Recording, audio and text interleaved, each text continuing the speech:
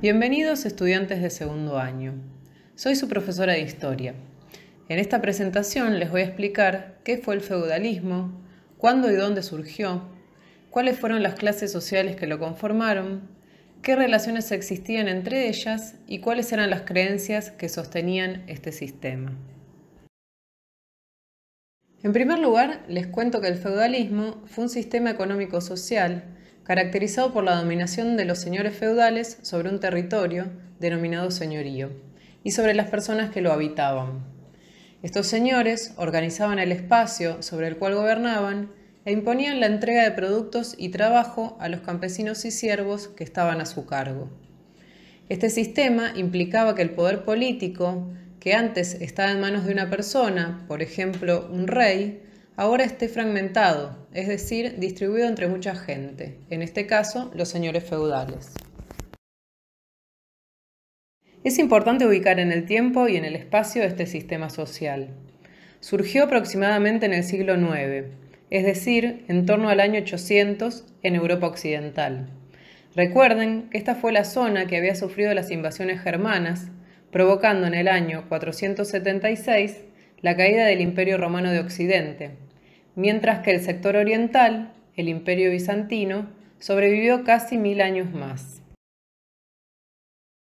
Una razón que explica la extensión de este sistema, cuyas bases se pueden encontrar en el Imperio Carolingio, fueron las invasiones de distintos pueblos ocurridas en los siglos IX y X. Frente a ellas, los reyes vieron sobrepasada su capacidad de respuesta, y las poblaciones locales fueron defendidas por aquellos que tenían el poder suficiente para armar un ejército propio.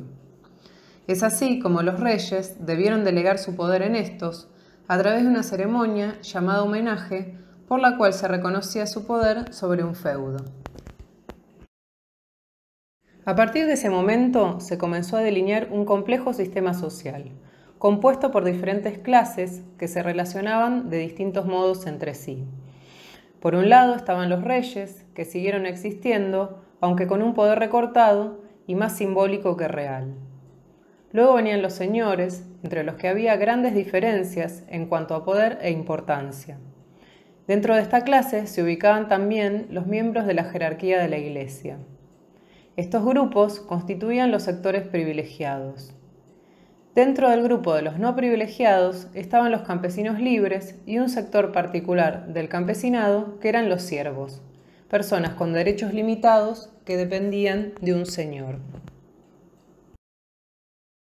Las relaciones dentro del grupo de los señores eran jerárquicas, es decir, había algunos con mayor poder que dominaban a los otros. Los señores tenían obligaciones mutuas que se gestaban cuando un señor poderoso, llamado señor mayor, le otorgaba un feudo a otro, convirtiéndolo así en su vasallo. El feudo podía consistir en un territorio, un poder sobre personas o para cobrar impuestos. Esta relación se concretaba a través de las ceremonias de homenaje e investidura, en la cual el señor le entregaba al vasallo algún símbolo del feudo real. Las obligaciones que le debía de ahora en adelante el señor mayor eran la de mantenerlo en caso de problemas económicos y la de brindarle protección militar y defensa judicial. Por su parte, el vasallo se comprometía a ser fiel a su señor, brindándole ayuda económica, servicio militar y consejo político cuando lo necesitara.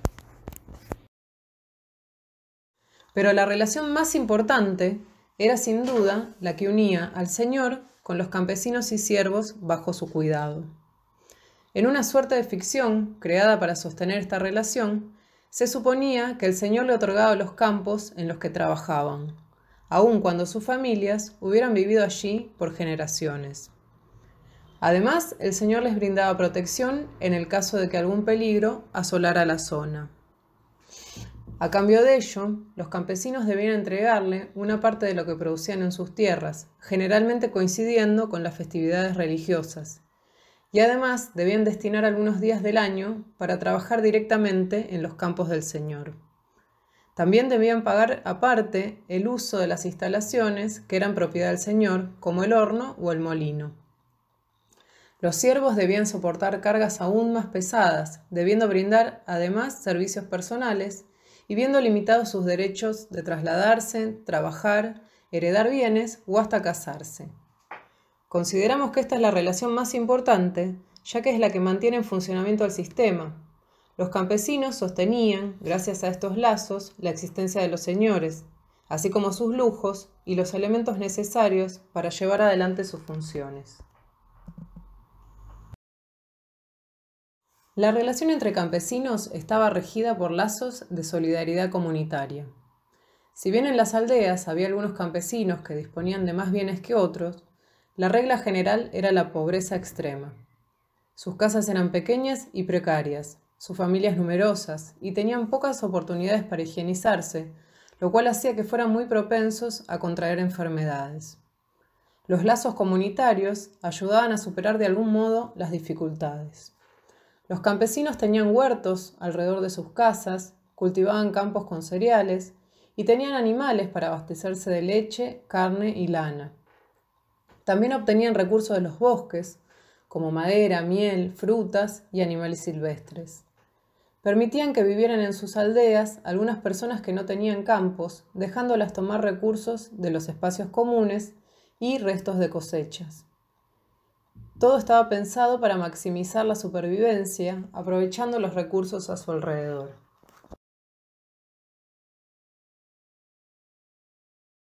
En esta imagen podemos ver un señorío completo, con el castillo donde vive el señor y la reserva señorial, compuesta por los campos explotados por él. Allí trabajaban los siervos y los campesinos cuando debían cumplir las obligaciones en trabajo para el señor.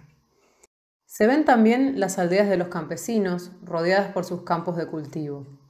En ellos cada familia disponía de franjas para su aprovechamiento, que estaban distribuidas por distintas partes del territorio, tratando de acceder así a distintos tipos de tierra donde se desarrollaban diversos cultivos. Estaban por otro lado los campos de pastoreo y los bosques, espacios donde todos los habitantes del señorío tenían derecho a obtener recursos. Dentro del mismo también había hornos, molinos y lagares que eran propiedad del señor y cuyo uso por parte de los campesinos implicaba realizar un pago a cambio. Todo este sistema suponía una desigualdad muy grande entre todos los grupos, pero principalmente entre los privilegiados y los que por haber nacido en una familia campesina nunca lo serían. La barrera entre unos y otros era infranqueable.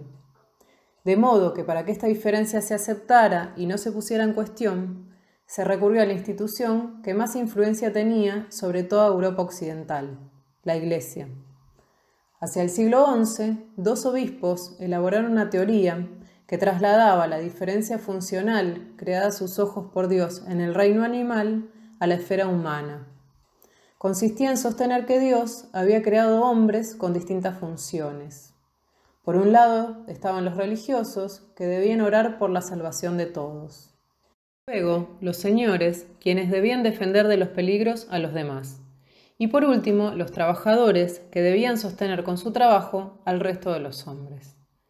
Esta justificación funcionó en general gracias a la profunda fe religiosa que existía en esa época, aunque en algunas ocasiones los campesinos se levantaron para exigir mejoras en sus condiciones de vida. Llegamos así al final de la presentación. Resta decir que este modelo sobrevivió con modificaciones aproximadamente hasta el siglo XVIII, cuando fue reemplazado por el sistema capitalista y se dio inicio a la edad contemporánea, que aún transitamos. Más adelante veremos en qué consistieron los cambios que fueron transformando el feudalismo. Les agradezco su atención y les pido que se queden en sus casas y que se cuiden. Espero verlos pronto y hasta la próxima.